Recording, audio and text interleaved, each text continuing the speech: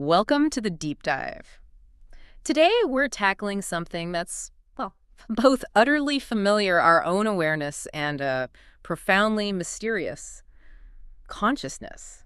We've gathered a really fascinating range of material from a broad overview, kind of the Wikipedia perspective, to David Chalmers' foundational work on the hard problem. Right, and also looking into things like the global workspace theory and integrated information theory. Exactly. It's a journey that'll take us through philosophy, neuroscience, and even, the frontiers of artificial intelligence. That's right. Yeah.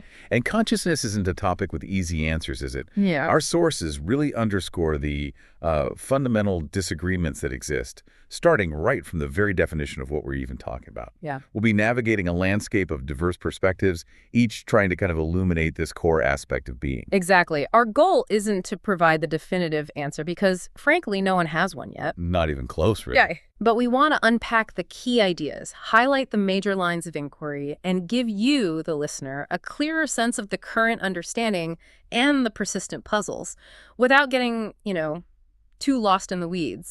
So with something as elusive as consciousness, where do we even begin to get a handle on it? Well, it's actually quite revealing to look at the roots of the word itself. Okay. The Wikipedia entry points out that conscious traces back to the Latin conscious, meaning knowing with, and conscious sibi, which is knowing with oneself. Knowing with oneself. Interesting. Yeah, and what's really interesting is that the initial English usage even applied to inanimate objects, apparently. It suggests a much broader original sense, like shared awareness, that has since narrowed down to our internal experience. Huh. That evolution from, shared knowledge to our very personal inner world, that's quite a shift. Oh, it is. And the sources lay out the sheer variety of ways consciousness is used today, right? From simply being awake. Right, wakefulness. To the much more complex idea of a constant stream of consciousness. It even touches on how much of our mental life is actually accessible to our awareness at any given moment. It's as if different disciplines are focusing on completely different facets of the same phenomena. Yeah, exactly. Precisely. And philosophers, as noted in our sources, have traditionally used consciousness to cover several key areas. There's knowledge in general. Okay. The mind's directedness towards objects, that's intentionality. Right. Our capacity for introspection, looking inward. And perhaps most crucially for our discussion today, phenomenal experience, that subjective what it is like quality of being. That what it is like. It's such a simple phrase, isn't it? But it captures the very heart of the mystery. It really does. And William James's stream of consciousness metaphor that you mentioned really gives you that sense of a constantly moving, uniquely personal inner life. Yeah, it's a powerful image. But even the early idea of the mind as just a container holding thoughts was debated. It shows how long these fundamental questions have been around. These metaphors we use are incredibly telling, aren't they? They reflect our ongoing attempts to grasp something so fundamental yet, so resistant to easy definition. And as Max Velman's highlights, this lack of a unified definition leads to significant confusion and internal division even among the experts studying it. Right. Some have even proposed a pretty radical solution, just abandoning the concept of consciousness altogether. Yeah. They call it consciousness semanticism. Wow. Suggesting we just stop talking about it. That really underscores the difficulty, doesn't it? It absolutely does. This whole definitional minefield seems like a perfect entry point to David Chalmers and his pivotal distinction between the easy problems and the hard problem of consciousness. This feels like a really fundamental way of framing the challenge. It is. It really shifted the conversation. In his work, Chalmers meticulously outlines what he terms the easy problems. Okay, what falls into that category? Well, these are all the cognitive functions our brains perform that we can, at least in principle, understand through computational or neural mechanisms. Think about our ability to tell things apart. Discrimination. Right. To categorize information, to react to what's happening around us, to integrate different pieces of data, to report on our mental states. Like saying, I feel pain. Exactly. Also focusing our attention, intentionally controlling our actions, and even the basic difference between being awake and asleep. So the easy problems, though, maybe not that easy to solve in practice. No, definitely not easy, just easier compared to. Right. They're essentially all about the functional aspects of the brain, what it does. We can see how neuroscience and cognitive science are making real progress in understanding these mechanisms, even if all the details aren't filled in yet. Precisely. We can sort of map out the pathways, the processing steps. But then comes the part that, throws a wrench in the works. The hard problem. The hard problem, as Chalmers so clearly articulates it, is the problem of experience itself. The Experience? subjective, qualitative feel of what it's like to have those functions. He uses those powerful examples. Yeah. The specific quality of redness we see, the particular sound of a clarinet, the distinct sensation of pain. That feeling of pain, not just the reaction to it. Exactly. The question is, why does all this intricate physical processing in our brains, neurons firing, chemicals shifting, give rise to this rich inner life at all? Exactly. It feels like there's this extra dimension, this subjective feel that's completely absent when we just talk about neurons firing or algorithms running. Yeah. Chalmers even suggests it seems, quote, objectively unreasonable that physical processes should produce experience, and yet undeniably they do. That's the core of the puzzle. And this is where the real explanatory gap lies, as some philosophers call it. Right? Moving from an objective description of brain activity to the subjective reality of experience, Chalmers argues that the reductionist methods that work so well in explaining other biological and cognitive phenomena seem to falter here. You can explain the function, the behavior. Right. We can explain the biological function of reporting pain, but that doesn't explain the raw feeling of hurt itself. It's like describing a gourmet meal by just listing its chemical components. You understand the ingredients, how they interact maybe, but you still haven't captured the actual experience of tasting it. That's a great analogy. So given this seemingly insurmountable, hard problem, how do scientists even begin to investigate consciousness? That's where the concept of neural correlates of consciousness, or NCCs, comes in, right? Precisely. That's the dominant scientific approach. It involves identifying the minimal neural events that are consistently associated with and sufficient for a conscious state. Okay, minimal and sufficient. Yeah. And our Wikipedia source discusses how historically verbal report has been a primary way to measure this, simply asking people to describe what they're experiencing. But that immediately raises some pretty significant limitations, doesn't it? Oh, absolutely. For one, it relies entirely on language, so that makes it difficult to study consciousness in animals or pre-linguistic infants, for example. Definitely. And then there's that thought-provoking philosophical concept of philosophical zombies. Oh yes, the zombies. Hypothetical beings who are physically identical to us, behave like us, talk like us, but lack any inner experience whatsoever. They can still provide verbal reports, theoretically. Right. So the report itself doesn't guarantee the experience. Exactly. So researchers also explore alternative, more objective measures, things like contingency awareness, basically understanding the link between your actions and what happens next. Okay. And of course, looking at various patterns of brain activity. The sources highlight things like gamma oscillations, and specific brain regions like the prefrontal and temporal cortex seem strongly implicated in conscious experience. And the perturbational complexity index, PCI, that sounds like a really promising attempt to get a more quantitative handle on things, measuring how the brain responds to stimulation. Yeah, it's quite clever. The idea is to sort of ping the brain and measure how complex and widespread the resulting activity is. And it lines up with intuition, higher in awake states. Generally, yes. It's higher in wakefulness than in deep sleep or coma, which suggests it might be tracking the brain's capacity for consciousness. Interesting. So it offers a potential way to objectively assess that capacity. Potentially, yes. And as some sources note, it has shown some diagnostic potential in patients with neurological disorders. Okay. And the sources also touch on the evolutionary perspective, right? Looking at animals. Exploring consciousness in animals, and Edelman's distinction between primary consciousness, sort of basic awareness, and a higher order consciousness, like self-awareness. It's tricky, though, figuring out consciousness across species. Extremely tricky. But if we can identify neural structures associated with consciousness in, say, birds or octopuses, it might offer clues to the fundamental biological underpinnings. It feels like we're gathering pieces of a vast and intricate puzzle from all these different directions. That's a good way to put it. Now, let's turn our attention to some of the leading theories that attempt to provide a more comprehensive framework. First up is Bernard Bahr's global workspace theory. I've always found that theater metaphor quite intuitive. Yeah, the global workspace theory, or DWT, uses this really compelling analogy of a theater. Conscious experience is like a spotlight illuminating a stage.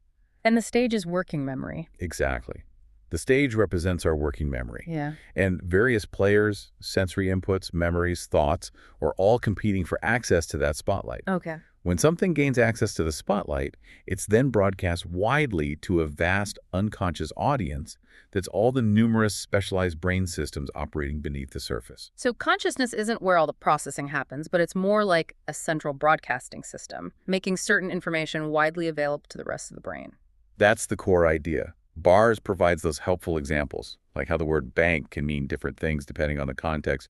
Riverbank, money bank. Right. Consciousness seems to be the mechanism that allows us to integrate these disparate pieces of information and grasp the intended meaning. So it facilitates access to all that unconscious knowledge we have. That's a key insight of the theory. Bars argues consciousness gives us this global access to a wealth of unconscious knowledge, vocabulary, grammar, memories. The very act of becoming conscious of something seems to enhance both how we encode it and how we retrieve it later. It's a model that effectively explains a potential function of consciousness then, integration and broad dissemination of information. Precisely. Now, another significant theory is the integrated information theory, or IIT. This one often feels a bit more abstract, involving more complex mathematical concepts. It does delve into more abstract territory for sure. The central idea of IIT, championed by Tononi and others, is that consciousness is fundamentally identical to the cause-effect structure of a system and the amount of irreducible integrated information it possesses. This is quantified by a value called phi, often written with the Greek letter m. Integrated information. So how interconnected and interdependent the parts of a system are. Like, you can't understand the whole just by looking at the parts separately. Exactly. That's the core concept of irreducibility. IIT proposes that consciousness arises when a system has a high capacity to both generate and integrate information in a way that can't be broken down into the sum of its individual components. So it's about the structure and its causal power. Right.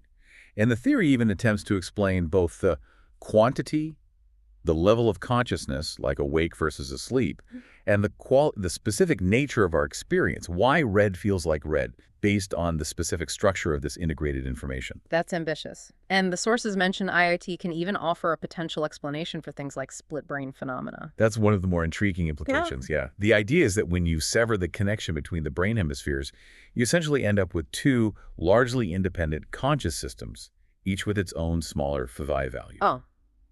But IIT is also pretty controversial. How so? Well, as some sources point out, to maintain consistency, IIT often seems to lean towards panpsychism. Panpsychism, the idea that consciousness is, like, everywhere, even in fundamental particles. Or at least proto-consciousness, yeah. That consciousness or some precursor is a fundamental property of reality, not just something complex brains do. That's a highly contentious aspect. I can imagine. And the sources also mention illusionist interpretations of IIT, which suggests that maybe our subjective feeling of a unified, integrated conscious experience is itself a kind of illusion created by underlying non-conscious processes. Wow, so even within IIT, there's debate about what the integrated information really means for subjective experience. Definitely. It's a real spectrum of ideas, isn't it? It really is. We also have the attention schema theory from Graziano and Kastner. This one takes a different approach, focusing on how the brain models attention. Right. The core idea there is that our subjective awareness isn't some fundamental property, but rather a useful internal model. It's constructed by our brains to track and predict attentional states, both in ourselves and in others. So awareness is the brain's model of its attention. Kind of, yeah. It's a higher-level cognitive process that allows the brain to represent its own act of focusing resources, which is useful for predicting behavior. Interesting. And then we have other models mentioned, like the projective consciousness model using active inference. Integrating sensory data with prior beliefs. And even the more speculative orchestrated objective reduction, or OR theory. That's the one involving quantum mechanics in brain microtubules, right? That's the one, Penrose and Hameroff's theory. It's quite out there for many neuroscientists, and the sources note the lack of strong experimental confirmation and recent challenges to its premises. So it seems like the quest to understand consciousness has led to a real flourishing of diverse ideas, maybe not converging yet? Indeed. The review of consciousness theories we looked at highlights that very point. Instead of converging on one explanation, the field seems to be generating more models. Right. Which has led to efforts to compare and contrast these theories, and even attempts at what they call adversarial collaborations. What's that? Where proponents of different views actually work together to design experiments that could potentially differentiate between their theories, trying to find empirical tests. That sounds productive, like a scientific marketplace of ideas, all trying to provide the most compelling explanation. Exactly. Now, all these scientific theories inevitably intersect with some really fundamental philosophical debates, the mind-body problem being the big one, right? Absolutely. The hard problem of consciousness, as we've discussed, is really a specific modern aspect of the much broader older mind-body problem. How do our mental experiences relate to the physical stuff of our brains and bodies? And the sources mention some classic philosophical thought experiments that explore this. Nagel's What Is It Like to Be a Bat essay comes up. Yes, a classic. It's such a powerful illustration of the inherently subjective nature of experience. Can we ever truly grasp the consciousness of another being, especially one with a totally different sensory world, like a bat using sonar? That essay really forces you to confront the limits of purely objective understanding, doesn't it? It does. And Levine's concept of the explanatory gap captures this persistent feeling that there's a fundamental disconnect. Even if consciousness is entirely physical, we still seem to lack a clear explanation of why certain physical states feel like this specific conscious state, and not another or nothing at all. Right, the why is missing. And then you have the thought experiment of philosophical zombies, which Chalmers himself uses quite effectively. The non-conscious duplicates. Right. He argues that the very fact we can conceive of being physically identical to us, but lacking any inner awareness, suggests that facts about experience aren't logically entailed by physical facts alone. Consciousness may be something extra. Of course, that idea itself is highly debated. Philosophers like Dennett are famously skeptical of this zombie hunch, as he calls it. Very much so. It's a core debate in philosophy of mind. And we can't forget about qualia, those raw, subjective qualities. The redness of red, the sharpness of pain, the taste of chocolate. They seem so central to what consciousness is, yet they're incredibly difficult to describe or measure objectively. Exactly. How do I know my red is the same as your red? And that links to the perennial problem of other minds. How can we ever truly know if anyone else, human or animal, or maybe even AI someday, actually possesses conscious experience like we assume we do? These philosophical concepts really set the stage for the challenges that scientific theories are trying to address, and they also lead to these broader philosophical positions, like panpsychism, which we touched on with IIT. Viewing consciousness as fundamental, and dualism, which posits a fundamental separation between mind and physical matter, two different kinds of stuff. It's a truly rich and complex web of interconnected ideas, all grappling with this central mystery. Absolutely. We've also touched briefly on altered states of consciousness, things like sleep, dreaming, states induced by drugs or meditation. Right. These experiences clearly demonstrate how profoundly our conscious experience can be transformed. Changes in physiology and brain chemistry lead to radical shifts. And these altered states, as the sources detail, often involve significant shifts in our thinking, our perception of time, our emotions, even our sense of self. Yeah, they provide further clues, really. They show us what happens to consciousness when the underlying brain states are systematically altered or diminished. It helps map the territory. And then there's the crucial medical perspective. This focuses on the practical assessment of consciousness, particularly in cases of brain injury or illness. Here, the focus is often on levels of consciousness arousal, responsiveness, often measured using standardized scales like the Glasgow Coma Scale. Right, and disorders of consciousness like minimally conscious state or persistent vegetative state present incredibly complex challenges, don't they, medically and ethically? Immense challenges. Yeah. The medical field provides a vital real-world context for understanding consciousness, especially when it's impaired or disrupted. And tools like the PCI we discussed earlier could have direct clinical applications here. Definitely. Finally, we come to the fascinating and, well, increasingly relevant question of artificial intelligence and consciousness. AI. Yes. The long-held ambition of creating a truly conscious AI raises these profound questions about what consciousness actually requires. The Turing test was proposed as a benchmark for intelligent behavior. Right. Can it fool you into thinking it's human? But our sources, particularly mentioning Searle's Chinese room argument, challenge whether mere symbol manipulation, no matter how sophisticated, can ever lead to genuine understanding or conscious experience. Cerf's argument suggests that just running the right program isn't enough for consciousness. You need something more, perhaps related to the actual physical properties of the system, like a brain. And the discussion around AI really highlights the potential importance of embodiment, doesn't it? Having a body, interacting with the world through sensors. Right, sensoromotor capacities. Yeah. Maybe true consciousness requires more than just complex algorithms running in isolation. It might need that interaction loop with an environment. And as AI technology continues its rapid advance, the sources touch on the growing importance of considering issues related to machine autonomy, regardless of whether they're conscious. Yeah, that's becoming a more pressing practical issue. It all circles back to that fundamental and still unanswered question. What exactly is consciousness? Even William James's wonderful stream of consciousness idea, emphasizing its personal, ever-changing, continuous nature, its role in selective attention, it still feels like we're only just beginning to scratch the surface. It does. And the Buddhist concept mentioned, Siddhasatthana, the mind stream, offers a remarkably similar perspective from a different tradition, this continuous flow of mental events, moment to moment. Both really underscore the dynamic, flowing, constantly evolving nature of our inner experience. So as we kind of come up for air after this deep dive, it's crystal clear that consciousness remains one of the most profound and persistent challenges to our understanding of ourselves, of the universe. No doubt about it. We've explored a wide array of perspectives, from philosophical thought experiments that have shaped the debate for centuries to the cutting edge of neuroscience and the, well, aspirations of artificial intelligence. And while a definitive scientific explanation remains elusive, very elusive, The ongoing research and the vibrant discussions, the new theories, the experiments, they demonstrate that we are steadily making progress. We're chipping away at this enduring mystery. absolutely.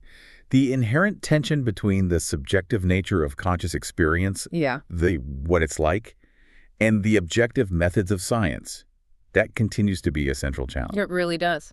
But the development of innovative theoretical frameworks like IIT or GWT and new experimental approaches like PCI, they offer genuine hope for a more comprehensive understanding in the years to come. Definitely feels like an exciting, if challenging, time in the field. Agreed. And with that in mind, here's a final thought for you, the listener, to ponder. Consider how these diverse theories and perspectives on consciousness might reshape your own understanding of what it means to be you, to possess your own unique inner world. And what implications do these different views have for how we understand other beings, from the simplest organisms maybe to the potential for artificial minds in the future? Yeah. Take some time to reflect on your own what it's like right now, and maybe allow that personal experience to fuel your own ongoing exploration of this truly profound mystery. Well put. Thanks for taking this deep dive with us.